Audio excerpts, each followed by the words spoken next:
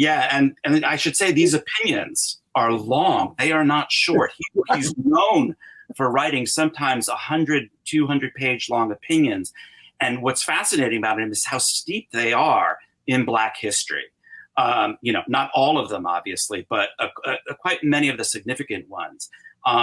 And steeped in Du Bois and steeped in Frederick Douglass, steeped in the historiography of Black history, the story of Reconstruction. He cites extensively from Herbert Aptheker, who was a white historian, but a member of the Communist Party, the pioneering historian of slave rebellions. So it is not just, little things he dabbles on here and there. It really drives a lot of the jurisprudence, and it's all there on paper for people to read.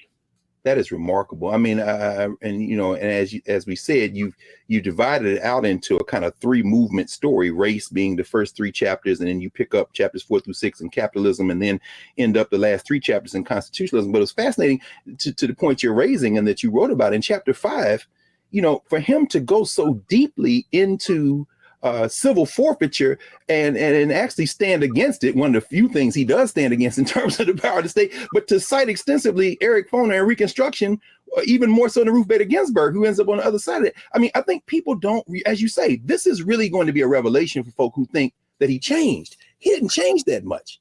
I mean, and when you cite, for example, some of his influences, including Louis Farrakhan, the fact that he was a big fan of and is a big fan of Spike Lee movies. I mean, I think some people are going to be shocked by this, Rob.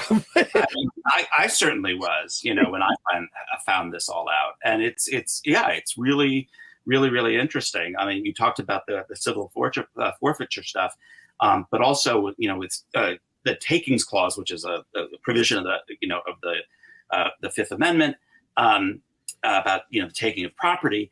And, what's fascinating there, he has a big case coming out of New Haven, and he talks about urban renewal as Black renewal, which was, a kind of, urban renewal as Black removal, yes, which was, a big slogan and motif. That's right. In the Black community. James Baldwin made it very famous in an interview he gave with Kenneth Clark.